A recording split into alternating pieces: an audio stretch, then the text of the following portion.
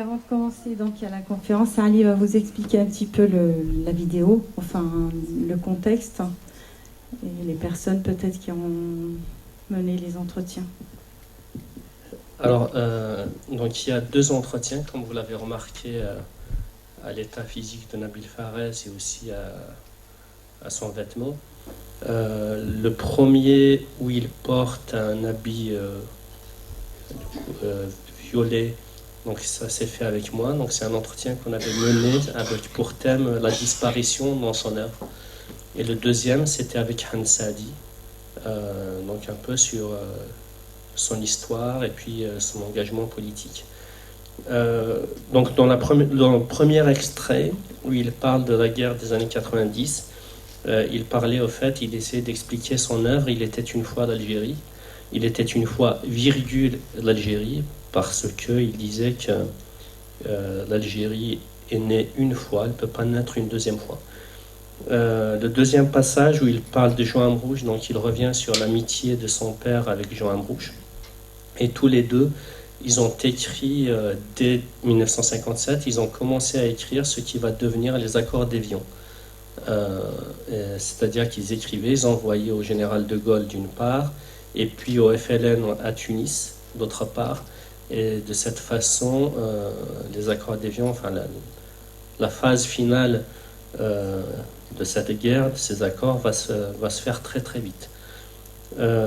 Ensuite, il revient à son engagement au sein de l'UGMA et puis à sa participation à la grève des étudiants. L'UGMA, c'est le syndicat des étudiants qui allait appeler par la suite tous les étudiants algériens à faire grève, donc à arrêter leur scolarité. L'Union générale des étudiants musulmans algériens. Par la suite, il revient à l'ère boumedienne, qui l'a beaucoup marqué, à la révolution, aux multiples révolutions, entre guillemets, qui ont eu lieu à cette époque-là. Et il en parle dans ses romans, notamment dans L'État perdu, et l'exil et le désarroi aussi. Et à un moment, à propos de ces révolutions, il dit la révolution, la vérité a quitté la révolution. Il revient aussi après ça sur l'armée des frontières. C'est fait de manière un peu... Il n'y a pas d'ordre chronologique, si vous voulez, dans ce qu'on a vu. Du coup, il revient à l'armée des frontières, à Boumedienne, qui préparait la prise de pouvoir. Et puis à sa rencontre à Tunis cette fois-ci, parce que Nabil Fares, enfin je vais le dire tout à l'heure, Nabil Fares est parti à Tunis en 60 ou 61. Il a rejoint la LN. Donc c'est là qu'il rencontre pour la première fois les personnes dont il a parlé, Boutief, Aït Ahmed, Ibn Bella. Et enfin, à la fin, il revient à son enfance, donc en Kabylie, et à la métaphore de l'outre, qui travaille énormément dans toute son œuvre et dont je vais parler tout à l'heure. Là, tu continues de parler.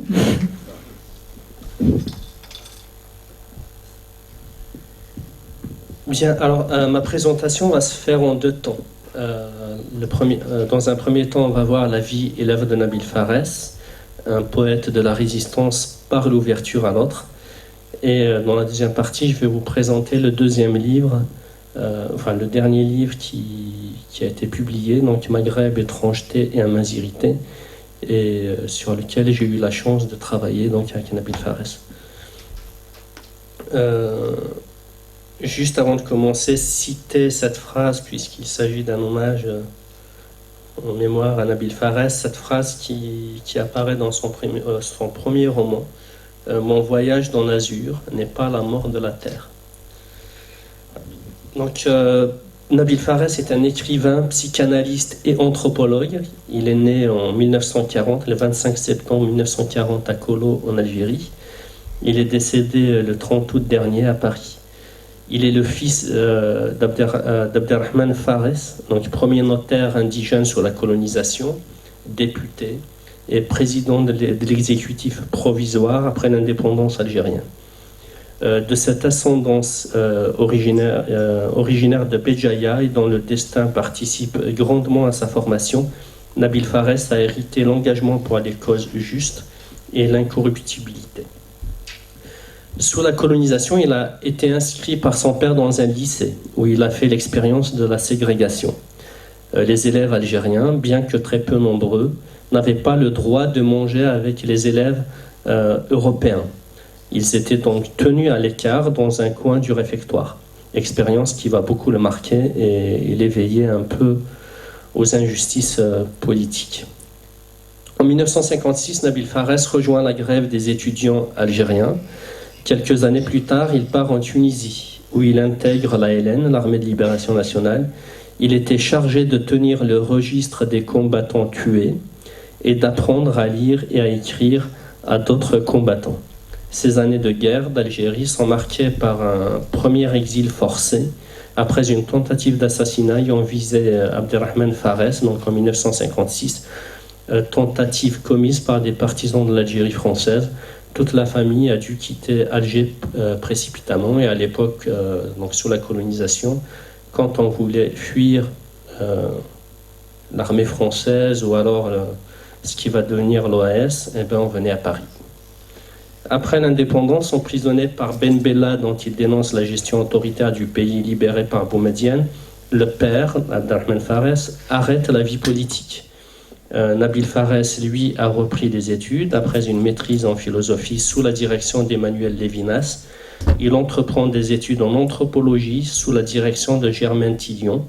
Il part pour une enquête sur les Touaregs au Mali. Berbère parmi les siens, Lamine donc le patriarche, lui offre l'arbre généalogique de la tribu. C'est un don exceptionnel. Je suis sûr que c'est la seule fois où un Aminoukal a offert l'arbre généalogique de sa tribu à quelqu'un qui est étranger à la tribu. Donc Nabil Fares l'a gardé précieusement toute sa vie. Je me souviens quand il me le montre.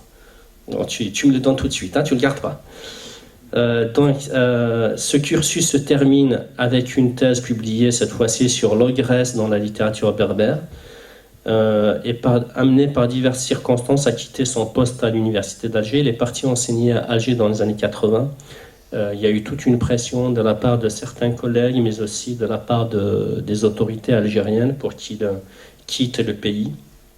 Notamment la sécurité militaire est entrée chez lui et l'a fouillé, donc il a trouvé sa maison, son appartement sans dessus-dessous, et c'est là qu'il comprend que là il atteint un degré où soit il part, soit il se fait tuer.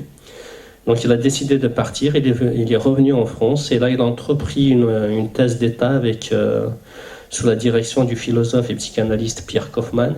Et c'est cette thèse qui vient d'être donc publiée par Coucou Édition à Alger sous le titre de Maghreb, étrangeté et amazirité. Pendant tout ce trajet, Nabil Fares n'a cessé d'écrire et de publier un homme qui témoigne de sa réalité, pour citer Yahya Padchon, son premier roman. Une large partie de son œuvre s'inspire de son expérience personnelle et de l'histoire familiale, raison pour laquelle j'ai insisté sur le parcours du père parallèlement à celui de Nabil Fares. Dans son œuvre littéraire, donc, Nabil Fares a voulu être le garant de, je cite le miroir de Cordoue, de la possibilité de vie et d'un ordre de vie fraîche, réparateur des cassures mentales héritées de l'histoire, des guerres et des violences dont son pays, surnommé dans l'état perdu la grande illusion, a été marqué. Yahya Padchon, un jeune homme de Kabylie, est son premier roman.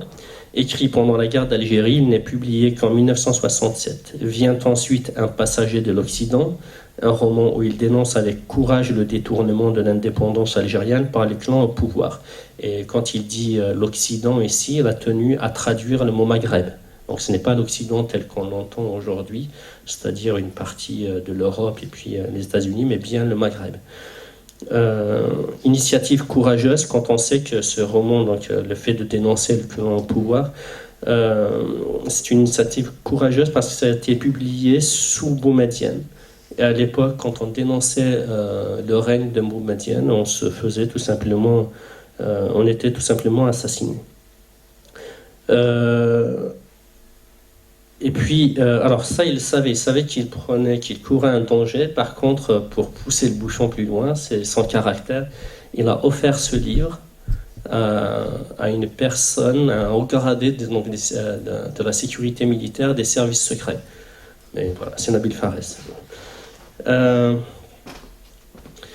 Donc, il était conscient de ce danger, puisque plus tard, et cette fois-ci dans l'exil et le désarroi, il écrit « Issus de nous et contre nous, nos pouvoirs nous assiègent et nous annulent comme de vulgaires mots écrits sur un sable continuellement traversé de marais. » Suit la trilogie de la découverte du Nouveau Monde, avec Les Chants des Oliviers, Mémoire de l'absent et L'exil et le désarroi, qui sont des œuvres éclatées où les Blancs disputent l'espace de la page aux mots écrits, qui s'amoncellent, se confirment et se raturent les uns les autres dans des textes caractérisés par une ponctuation irrégulière, souvent absente, qui devient un lieu d'ouverture sur le Nouveau Monde.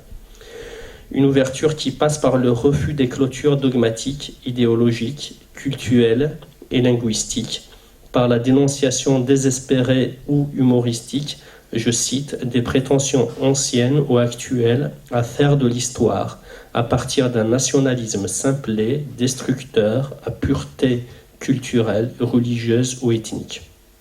Aussi, dans Miroir de Cordoue, publié en 1994, Fares dit-il, donc je cite encore une fois, « Barrières ouvertes, ai-je, point d'interrogation, écrit, point d'interrogation, transparente, le futur est là. » D'où une littérature riche en langues et en symboliques de différentes cultures. Amazigh, arabe, espagnole, française, influencée par la littérature américaine et par les mystiques juifs et musulmans. Tout cela fonctionne autour de la figure mythique de l'ogresse, à laquelle l'auteur a consacré un ouvrage intitulé « L'ogresse dans la littérature berbère », mais aussi de l'outre, lieu de passage de la vie à la mort et de la mort à la vie.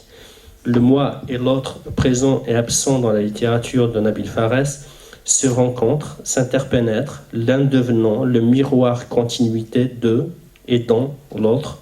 Je cite, « Je, probablement celui que je, point d'interrogation, suis, et celui que j'étais, lui, comme un autre espace-corps en moi, l'autre vu en chacun des mouvements. » C'est dans Miroir de Cordoue. Nabil Fares est aussi